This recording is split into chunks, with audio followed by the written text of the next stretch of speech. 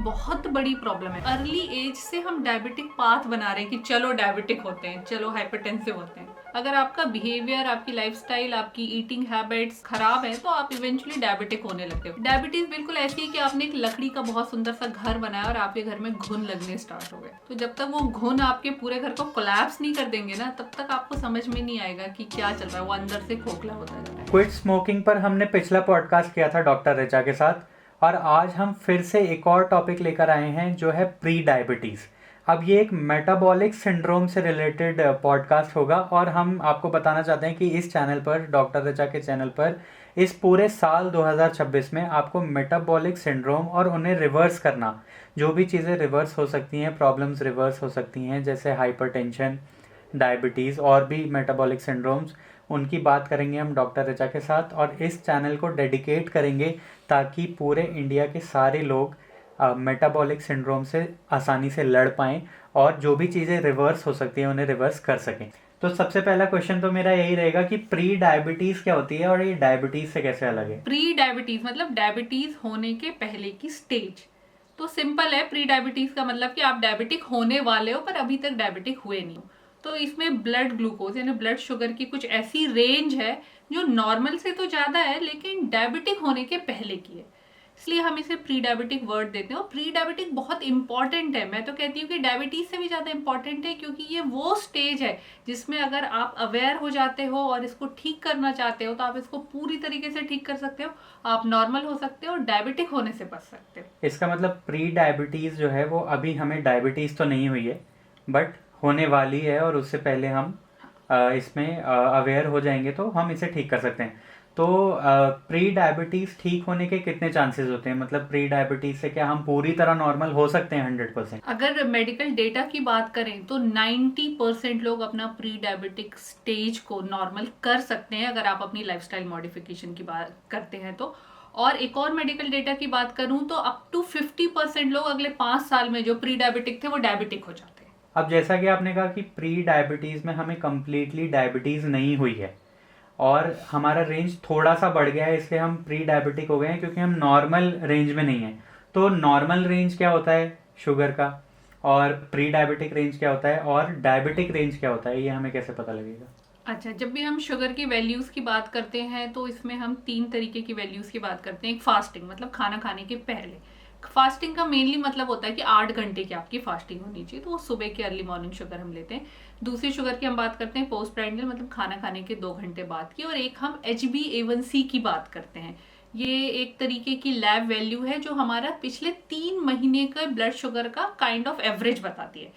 तो अगर मैं फास्टिंग ब्लड शुगर की बात करूं तो नॉर्मल लोगों की फास्टिंग ब्लड शुगर जो डायबिटिक नहीं है 100 से कम होनी चाहिए। अगर आपकी 100 to 125 की रेंज में आती है तो आप प्री डायबिटिक हैं, और अगर आपकी फास्टिंग ब्लड शुगर 126 या उससे ज़्यादा आ गई तो आप डायबिटिक हो गए। अगर हम खाना खाने के 2 घंटे के बाद वाली शुगर की बात करें तो अगर ये 140 से नीचे आती है तो ये नॉर्मल है, 140 to 199 प्री डायबिटिक है, और 200 या उससे ज़्यादा की शुगर डायबिटिक है। और अगर आप रैंडम कभी भी ब्लड शुगर करते हो और वो 200 से ज़्यादा आ जाती है तो भी आप डायबिटिक। अच्छा, इसका मतलब ये कुछ रेंजेस हैं जो या तो हम याद रख लें या फिर हम अपने रिपोर्ट्स डॉक्टर को दिखाएं तो हमें बता सकते हैं हम नॉर्मल रेंज में हैं या प्री डायबिटिक हैं या डायबिटिक। नहीं, आप याद भी रख सकते हो, आप भूल जाने पर उसको गूगल भी कर सकते हो। इसके अलावा HbA1c की भी रेंज होती है, लेस देन 5.7 नॉर्मल होती है, 5.7 to 6.4 प्री डायबिटिक है, और 6.5 एंड उससे आगे फिर हम डायबिटिक की कैटेगरी में रखते हैं।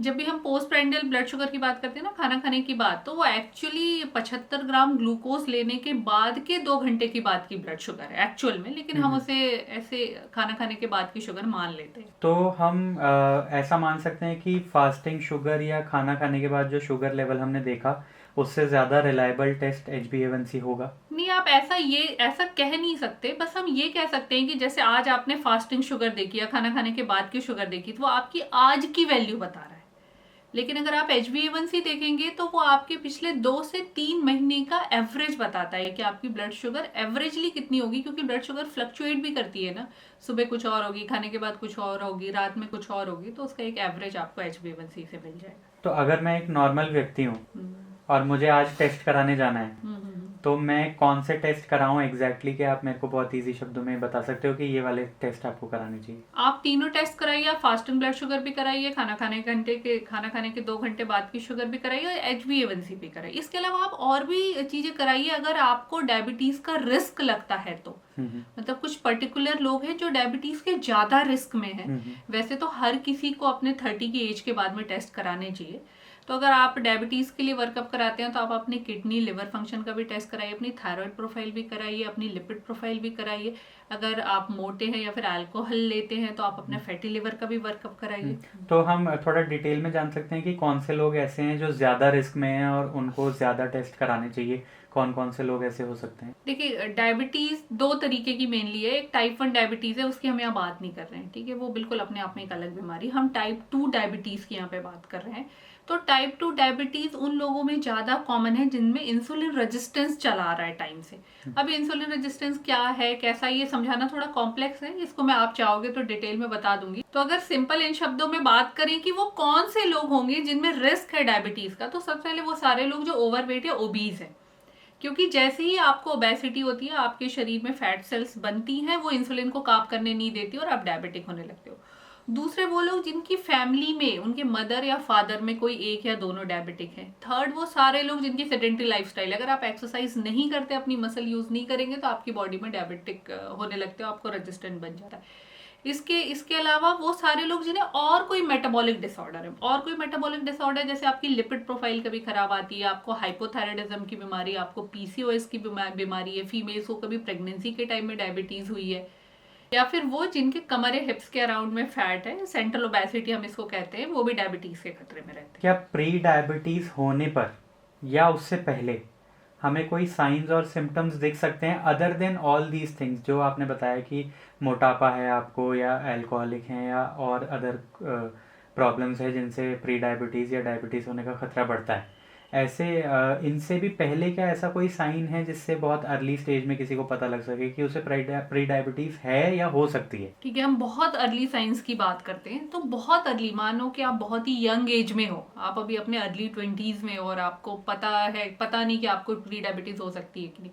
तो सबसे पहले आप अगर स्मोक करते हो, अल्कोहल कंजप्शन करते हो, आप अपने अगले आने वाले 10 साल बिना किसी फिजिकल एक्टिविटी के बिताने वाले हो, मतलब आपकी सेडेंटरी लाइफस्टाइल है, आप हाई प्रोसेस्ड फूड खाते हो, आपके खाने में बहुत ज़्यादा शुगर या फिर रिफाइंड कार्बोहाइड्रेट का कंटेंट है, ओवर ईटिंग करते हो, आपकी फैमिली में कोई डायबिटिक है, तो आप समझ जाओ कि आप डायबिटिक होने वाले हो। अगले 10, 15, 20 साल कभी ना कभी हो जाओगे। ये तो मैं एक लाइफस्टाइल की बात कर रही कहीं ना हूँ। कहीं हम यहाँ पे बिहेवियर की ज़्यादा बात कर रहे हैं रादर देन साइंस की। तो ऐसा माना जा सकता है कि ये बीमारी बिहेवियर डिपेंडेंट ही है, बिहेवियर ऐसे हों इसीलिए डायबिटीज़ होती है, और बिहेवियर चेंज करने से डायबिटीज़ का खतरा कम हो सकता है। मान सकते हैं। मैं ये नहीं कहती कि हर एक डायबिटिक पर्सन को बिहेवियरल प्रॉब्लम है, लेकिन मोस्टली अगर आपका बिहेवियर, आपकी लाइफस्टाइल, आपकी ईटिंग हैबिट्स खराब है तो आप इवेंचुअली डायबिटिक होने लगते हो। तो स्टार्ट आप बहुत अपने अर्ली एज में कर देते हो। जब आप 15-20 साल इसी फॉर्म की लाइफस्टाइल में बिताते हो तो आपको early symptoms of insulin resistance या प्री डायबिटीज दिखते हैं। तो वो ऐसा कोई फ्रैंक सिम्टम नहीं होंगे कि आपने देखा और आपको समझ में आ गया। कुछ वेग से सिम्टम होंगे, जैसे लिथार्जी, वीकनेस लगना, ताकत सी नहीं आना, मतलब समझ नहीं आ रहा कि हमें क्यों वीकनेस लगती है। तो ये एक साइन है कि आपको फैटी लिवर या प्री डायबिटिक है, क्योंकि इन्फ्लेमेशन चल रही है आपकी बॉडी में। एक बीमारी तो है, हर बीमारी इन्फ्लेमेशन ला रही है। इसके अलावा इंसुलिन रेजिस्टेंस की वजह से गर्दन में और आर्म पिट्स की स्किन का थिक एंड मोटा होना और ब्लैक होना भी एक कॉमन सी फाइंडिंग है, वो भी देखने के लिए मिल जाती है। एबनॉर्मल ब्लड ग्लूकोज लेवल आना, फैटी लिवर आ जाना, ये भी अर्ली साइन है। इसके अलावा जो भी डायबिटिक होता है ना, समय के साथ वो हाइपरटेंसिव भी होना स्टार्ट हो जाता है। तो आपका बीपी भी धीरे धीरे बढ़ना शुरू होगा। कभी आप नापोगे तो बॉर्डर लाइन से ऊपर आ रहा है। आपको विजिबल फैट दिखने लगेगा अपनी बॉडी में, कि एक एज के बाद से आकर के अचानक से वेट गेन लगने लगा, कि आप मोटे हो गए, सेंटर में ओबेसिटी आने लगी। तो ये सारा साइन है कि आप डायबिटिक हो रहे हो। हम इसको इग्नोर करते हैं, लेकिन आप सोचो तो हमें बहुत अर्ली एज से हम डायबिटिक पाथ बना रहे हैं कि चलो डायबिटिक होते हैं, चलो हाइपरटेंसिव होते हैं। जनरली हम देखते हैं कि प्री डायबिटिक अगर हम किसी पेशेंट को देखते हैं तो वो इतना सीरियस नहीं है अपनी इस कंडीशन को लेकर। अगर किसी को पता लग गया है कि उनको प्री डायबिटीज़ हो गई है तो दे आर नॉट बॉदर्ड। कि जब अभी तक कि डायबिटिक तो हाँ नहीं जब हुए। तक जब तक उनको ये ना पता लग जाए कि आपको डायबिटीज हो गई है, अब आप ये दवाई खाइए और मीठा मत खाइए और भी ये परहेज करिए वगैरह, ऐसा नहीं बोला जाता, बस बता दिया जाता है कि आपको प्री डायबिटीज है, तो वो इतना बॉदर नहीं करते। तो आपको क्या लगता है कि क्या ऐसा उनके मन में चल रहा है कि वो इसमें कोई एफर्ट नहीं कर रहे और वो डायबिटीज होने का इंतजार कर रहे हैं लोग? Maybe lack of awareness, लोगों को प्री डायबिटीज की इंपॉर्टेंस बताई ही नहीं गई, दो बातें समझाई नहीं जा रही हैं कि अगर आप प्री डायबिटिक हो तो आप इसको कम्प्लीटली ठीक कर सकते हो, और दूसरी बात कि आप नहीं ठीक करोगे तो आप डायबिटिक हो जाओगे। तो लोग उसकी सीरियसनेस नहीं समझ रहे, उन्हें लग रहा है कि ऐसी ही रही आएगी, उन्हें पता नहीं है कि ये डायबिटिक हो जाएंगे अल्टीमेटली वो कुछ सालों में। मे बी ये रीजन है। और हम डायबिटीज से इतना क्यों घबराते हैं? मतलब इसको बहुत ही ज़्यादा स्ट्रांगली देखा जाता है कि डायबिटीज़, अगर आप दांत का भी इलाज कराने जाएं तो बहुत ज़रूरी है कि आपसे पूछा जाता है कि आपको डायबिटीज़ है कि नहीं। तो डायबिटीज़ इतना बड़ा खतरा क्यों है किसी के लिए भी? वो भी शायद अगर वो लोग समझ जाएं, हम इस पॉडकास्ट से बता सकें कि डायबिटीज़ इतना बड़ा खतरा क्यों है, तो हो सकता है कि प्री डायबिटीज़ में लोग ज़्यादा एफर्ट करें। तो हम समझते हैं कि डायबिटीज़ इतनी बड़ी प्रॉब्लम क्यों है हमारे लिए। डायबिटीज एक बहुत बड़ी प्रॉब्लम है, मतलब जितनी आप समझ पा रहे हो ना, जितनी ऑडियंस समझ पा रही है, उससे भी बहुत बड़ी प्रॉब्लम है। डायबिटीज बिल्कुल ऐसी है कि आपने एक लकड़ी का बहुत सुंदर सा घर बनाया और आपके घर में घुन लगने स्टार्ट हो गए, तो जब तक वो घुन आपके पूरे घर को कोलैप्स नहीं कर देंगे ना, तब तक आपको समझ में नहीं आएगा कि क्या चल रहा है, वो अंदर से खोखला होता जा रहा है। डायबिटीज इतनी ही बड़ी प्रॉब्लम है, और ये प्रॉब्लम प्री डायबिटिक स्टेज से ही स्टार्ट हो गई। अब कैसे स्टार्ट हुई, मतलब मैं थोड़ा सा आपको मेडिकल टर्म्स में बताना चाहती हूँ कि बॉडी के अंदर क्या हुआ, तभी तो आप इसकी सीरियसनेस समझोगे। तो क्या होता है कि हमारी बॉडी एक नॉर्मल ब्लड ग्लूकोज लेवल को हैंडल करने के लिए बनी है, तो उतने में वो अपना आराम से काम करती है। जैसे ही आपका ब्लड ग्लूकोज लेवल उस नॉर्मल से ऊपर जाने लगा, तो वो लगातार ऊपर जाएगा। जैसे आपका एबनॉर्मल हुआ तो पूरे 24 घंटे दिन के वो एबनॉर्मल है, तो वो ब्लड ग्लूकोज क्या करता है कि खून में जितना भी प्रोटीन मिलता है उसको, या खून की नलियों में जो भी कोलेजन मिलता है, उन सबसे बाइंड होना स्टार्ट हो जाता है, क्योंकि वो एक्सेस है। अब इन सारी चीज़ों से बाइंड होने के बाद कुछ केमिकल रिएक्शंस होती हैं बॉडी में, और उस केमिकल रिएक्शन से बनता है एडवांस ग्लाइकेशन एंड प्रोडक्ट। ये नाम थोड़ा फैंसी है, मैं इसलिए बोल रही हूँ ताकि इसके बारे में लोग पढ़ें, इसके बारे में सर्च करें, जानकारी लें। ये जो AGE होता है, ये इरिवर्सिबल रिएक्शन, ये एक बार हो गई तो ये हो गई। अब ये क्या करेगा, अब ये हमारे खून की सारी नलियाँ जो कि पहले नॉर्मली काम कर रही थी, उनमें सिकोड़ ला देगा, उनमें सूजन, इन्फ्लेमेशन कराना शुरू कर देगा।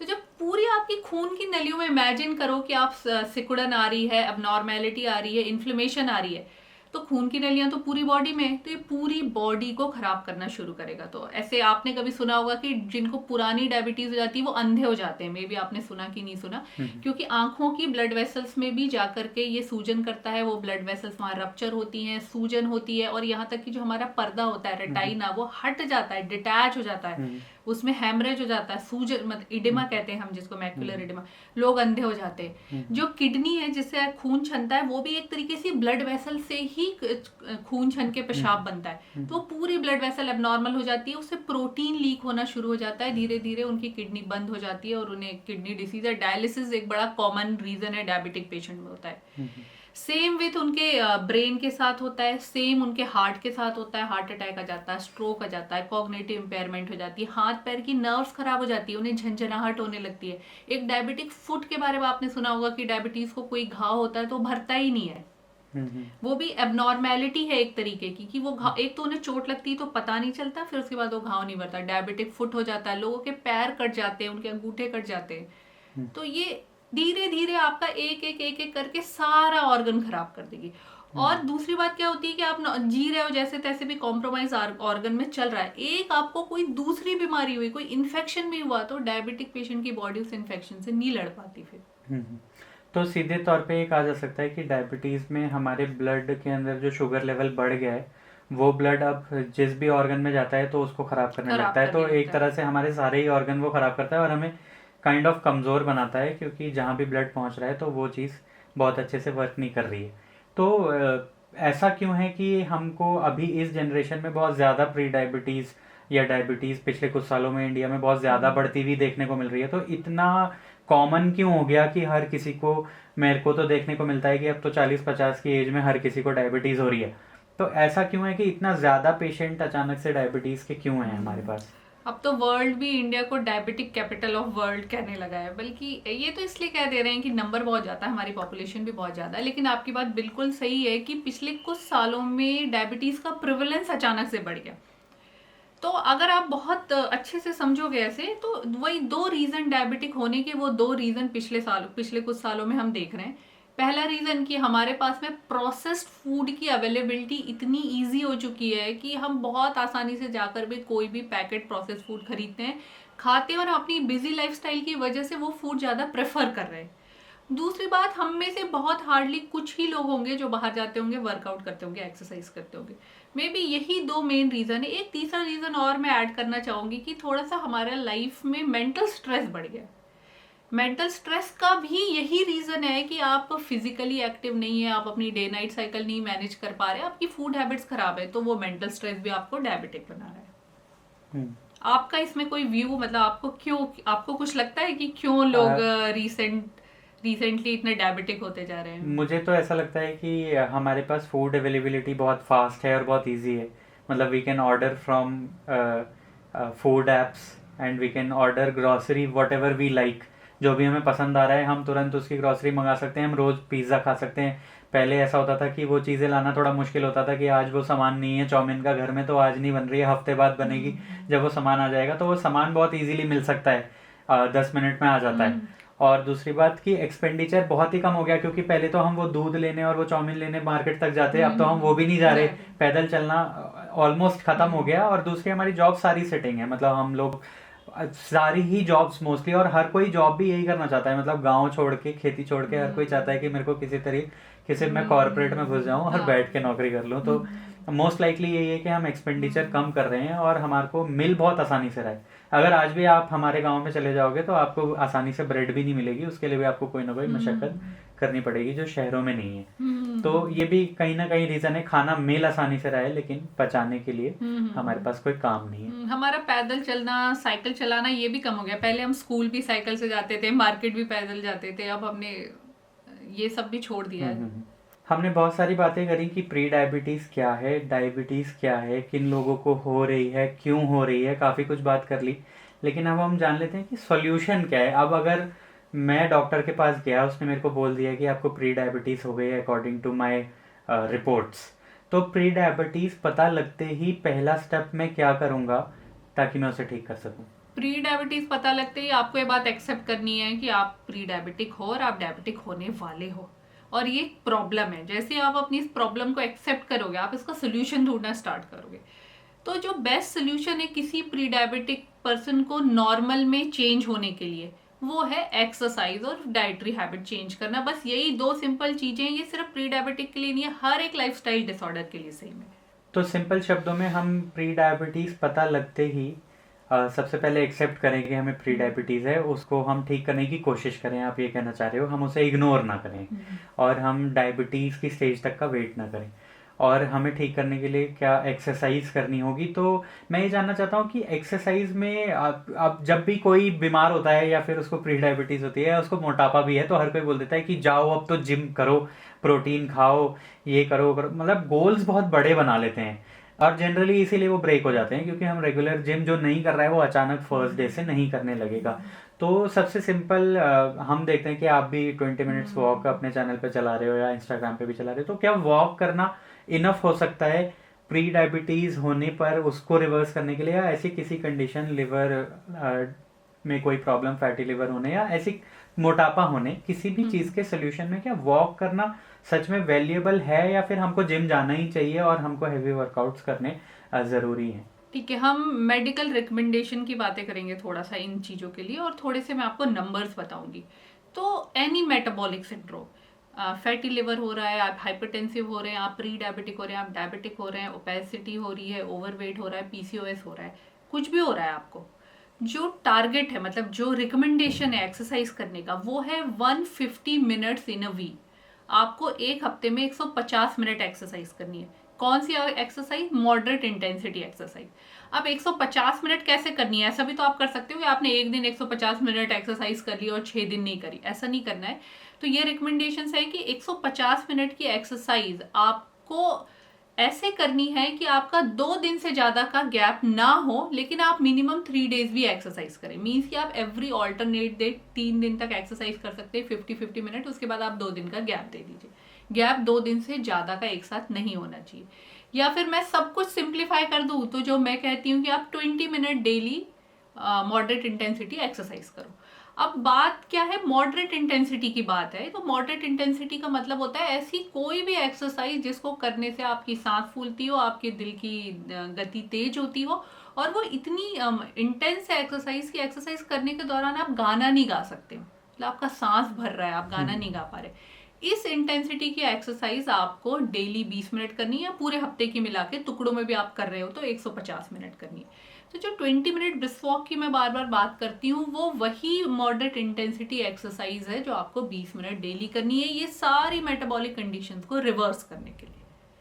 तो हाँ, अगर मैं एक सिंपल लाइन में आपके सवाल का जवाब दूं तो हाँ, 20 मिनट ब्रिस्क वॉक करने से आपकी ये सारी मेटाबॉलिक कंडीशंस रिवर्स हो सकती हैं, लेकिन ओनली एक्सरसाइज नहीं, आपको अपनी डाइटरी हैबिट्स भी चेंज करनी होंगी। ठीक है, तो कहीं ना कहीं हम ये मान सकते हैं कि प्री डायबिटीज़ को रिवर्स करने के लिए आपको वॉक करना और डाइटरी मॉडिफिकेशंस करना ज़रूरी है। साथ में स्ट्रेस की आपने बात की थी, तो स्ट्रेस कम करना भी ज़रूरी है। क्या प्री डायबिटीज़ में भी दवाई लेने की ज़रूरत होती है? जनरली हम दवा डायबिटिक होने के बाद या उस कट ऑफ तक पहुंचने के बाद ही देते हैं। तो अगर आप प्री डायबिटिक हैं तो आपको एक ही चीज करनी है, लाइफस्टाइल मॉडिफिकेशन। लाइफस्टाइल मॉडिफिकेशन में ये सेम चीजें मैं फिर से रिपीट कर देती हूँ, exercise, dietary modification and stress reduction. तो हम ये मान सकते हैं कि अगर हम स्ट्रेस रिड्यूस करते हैं, लाइफस्टाइल मॉडिफिकेशन करते हैं और वर्कआउट करते हैं साथ में, तो प्री डायबिटीज पूरी तरह रिवर्स हो सकती है। यस, 100% हो सकती है। और नहीं करते तब हम ऐसे स्टेज में आएंगे जब हमें दवाइयों की जरूरत पड़ेगी, यानी कि हम ये चीजें फॉलो नहीं करेंगे तब हमारी कंडीशन दवाई खाने की हो जाएगी। और अगर आप टाइमली अपना लाइफस्टाइल ठीक रखेंगे तो आप प्री डायबिटिक होंगे भी नहीं। तो आज के प्री डायबिटिक से रिलेटेड जो भी लिसनर हैं हमारे पास, जो इस वैल्यूएबल टॉपिक के लिए इस वीडियो को देखेंगे, उनके लिए आपके पास कोई स्ट्रॉन्ग मैसेज है जो उनको शायद मोटिवेट भी कर पाए और कोई ऐसी इन्फॉर्मेशन दे पाए जो उनके लिए बहुत यूज़फुल हो, तो आप हमारे ऑडियंस से बात करके वो उन्हें मैसेज दे सकते हो। आप सारे लोग इस बात का क्यों वेट कर रहे हैं कि आप प्री डायबिटिक होंगे, डायबिटिक होंगे? एक चीज करना स्टार्ट कर दीजिए, डेली 20 मिनट ब्रिस्क वॉक। जितनी स्पीड से आप चल सकते हैं रोज 20 मिनट जाइए, वॉक कीजिए। और दूसरी चीज जो मैं चाहती हूँ आप सभी समय निकाल के अपने लिए करें कि देखें आप क्या खाते हैं, आपका खाना क्या है, उसमें आप कितनी कैलोरी लेते हैं, कितना प्रोसेस फूड खाते हैं, कितना रिफाइंड फूड खाते हैं। अपने खाने को समझें और उसे कॉम्प्लेक्स कार्बोहाइड्रेट, ज़्यादा फ्रेश फ्रूट्स, वेजिटेबल और प्रोटीन से रिप्लेस करें। सिर्फ ये 2 चीज़ें और आपकी जो लाइफ है उसकी क्वालिटी इंप्रूव हो जाएगी। आप मेंटली और फिजिकली अच्छा फील करने लगेंगे और आपकी सारी रिवर्स या ठीक कर जाने वाली बीमारियां ठीक हो जाएंगी।